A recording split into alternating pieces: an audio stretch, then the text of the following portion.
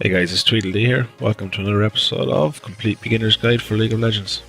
So in this episode I'm going to explain what the jungle is all about. At lower levels people seem to have absolutely no idea what the hell is with the jungle. Why is it there? Why have I not got a second person in my top lane with me? And he's in the jungle, I don't know what he's doing. Oh my god, he's such a noob. Well, I'm going to try and highlight to you why it is a good idea to have that jungler. It's pretty much a lower level thing where you'll have a duo top lane and you have to fight maybe against 1v2 top lane. That's because people don't understand the jungle. But I can promise you from level 30 onwards it is always solo top and a jungle champion, for sure. So with that being said, let's crack on with this. So you can see the question here on the slide is, why have a jungler? So hopefully I'm going to be able to get it into your head as to why it is a pro to have a jungle champion in the jungle. So first things first is that top lane will receive more XP and he will level faster than if it was a duo lane. By being two people in one lane, it slows down the XP because you share the XP earned from the minions. So by being by himself up in that top lane, he now earns more XP than he would if it was a single or double lane. Number two, the jungler gets more gold than he would if he was in a double lane. So if I'm gone into the jungle instead of staying top lane with a duo guy, basically when I'm hitting the creeps and all that, I'm getting my own experience. So I level up almost as fast as a top lane. If I'm quick around the jungle and I do them camps fast and I have a quick clearing jungler, you can keep up with XP and he keeps up with XP and your mid lane has loads of XP. And the only lane that's a bit slow to level up and gain that XP is bot lane because it's duo, but that's a whole different issue anyway. So a third great reason for having a jungler is the enemy team will have absolutely no idea where one champion is on your team, on the map. Unless they've warded, especially if they have no wards, they're not going to see the jungle, they're not going to see all the jungle. So basically you're in a lane, you know the enemy team has a jungler now, he might be at my lane, so you've always got that in your head when you're pushing your lane and all that. So by having a jungler champion somewhere in the jungle, the enemy team has absolutely no idea, bar wards, or he's been pinged or he's revealed himself, where that jungler is, so it always leaves them on edge. So let's just do a really quick recap of them. So number one, top lane receives more XP and he can level faster. Number two, the jungler gets more gold than he would if he was in that top lane with the double lane, because the two of them can't farm the same minions. If one kills a minion he gets the gold, if the other farms a minion he gets the gold. Number three, the enemy team will not know where the jungler is on the map, except for wards or if he manages to reveal himself. So with that being said, let's move on again. Number four, by controlling dragon, your team gets more gold than the enemy. One crucial thing as a jungler that you should try and do is take map control. That means you ward the map. This will reveal pockets of areas on the map, as we know how wards do, and by controlling dragon, it's up every 6 minutes. By you controlling that dragon and taking it every single time, you're denying the enemy team extra gold. It's like basically a kill per champion on your team. That's how much gold it gives. The one thing you got to remember about the dragon is just 99% of the time is warded. So if you're going to do dragon, you need to clear out the wards with a red trinket or a pink ward yourself. Or if your dragon is not warded, you need to ward dragon for sure. You know, and that's just simple facts as what it is. Dragon is that important, especially in early game. So another pro of having a jungler is the ganks will turn a lane into favour of your team or the enemy team, depending on which jungler is ganked. So if your jungle is ganking bot lane, now all of a sudden this lane becomes a 3v2. So you should be able to absolutely annihilate the bot lane, and then your jungle goes off back to his business and does what he's going to do. Or if he ganks mid lane, it should be a 2v1 mid lane for that gank, unless of course the enemy jungle has counter ganked and he's in the same fight and things can go right from there. And similar to if he ganks top lane, now top lane is a 2v1 for that gank, and hopefully you get the kill done and then you go back to business as usual. So there you go for that one. It's the jungler ganks turn a lane in favour of your team. The last but not least one is junglers tend to ward deeper into the map. Because the jungler is warding, say, the enemy red buff or the enemy blue buff to keep an eye on their buffs, or the paths between them, or their own buffs, that means the jungle tends to get warded. Now, a lot of players don't do this, but again, that goes back to my other video of the importance of warding. You've got to remember that wards basically equal map hacks. So if your jungler is not taking advantage of this and warding deep into the jungle, yours and the enemies, well then that's just tough luck. You're out of luck. So very briefly, the summoner spells that the junglers will take is usually Smite, Flash or Ghost.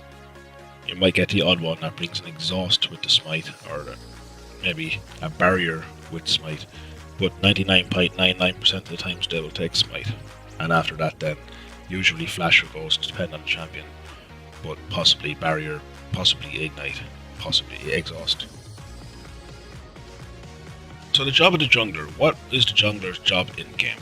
So basically he's to allow the top lane to have solo lane. Remember, he gets more XP if he has this lane solo to himself, which will then in turn give the jungler more XP. He will try to help other lanes with ganks, and he will also then maybe cover a lane. So say mid lane has low health, low mana and needs to recall.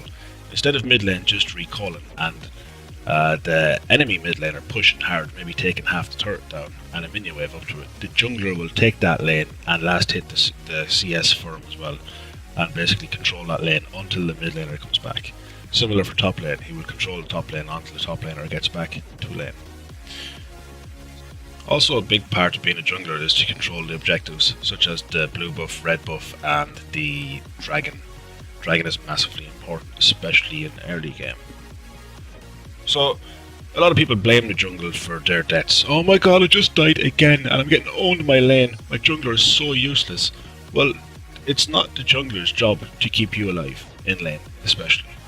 You know, he or she should try their best to assist you in lane. But consider, like, if you're in lane, you've got no wards, and you keep pushing your wave out past the halfway mark, and the enemy jungler keeps ganking and killing you, that's not your jungle's fault.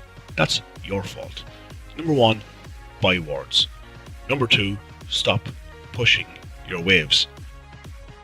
The amount of times you see when a laner on your team is pushed up to the enemy turret and then gets ganked from behind and dies and then blames the jungler on the team is just ridiculous. It's not the jungler's fault if you're pushed up to the enemy turret and you get ganked, and on top of that you've got no wards.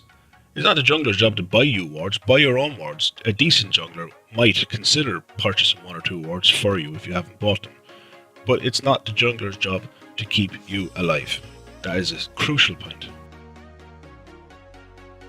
So another thing I want to just touch on here is how to set up a gank.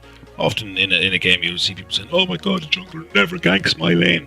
But having said that, this same person is always pushed. They've always pushed their wave, and they're always at the enemy turret, and they're expecting the jungler to gank past that point where it's actually feasible for the jungler to gank, but he won't do it.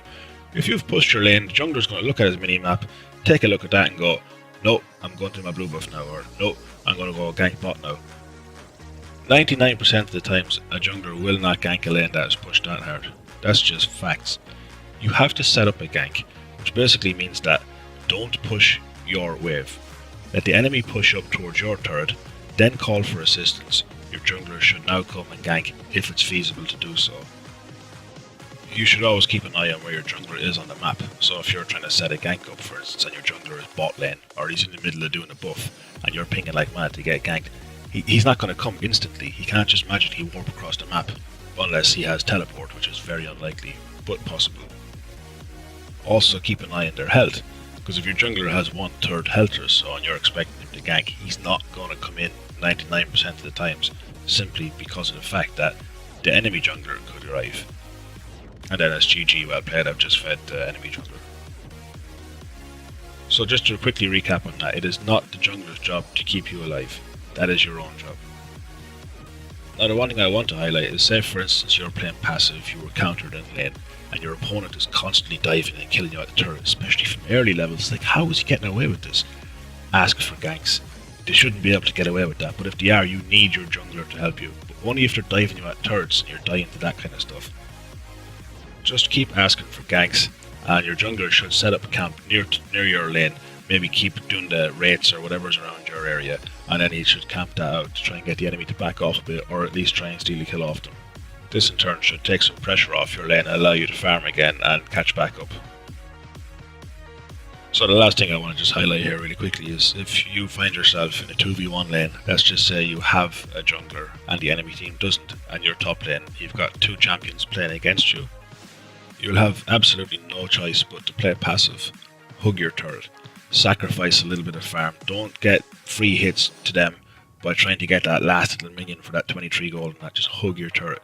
Funnily enough, you'll notice that you will level up faster than they will. So you could be level 4, they could be level 3. You might turn level 6 while they're both level 4, maybe 5. Now don't get too cocky with this. If you turn level 6 you think, oh my god, I can all in. Just remember they have 2 champions, which means double the damage. And this is not good for you in an all-out fight. You will need to keep an eye on where your jungler is on the map. You'll be safe enough because they won't have a jungle, so you won't be getting ganks in terms of from their jungler.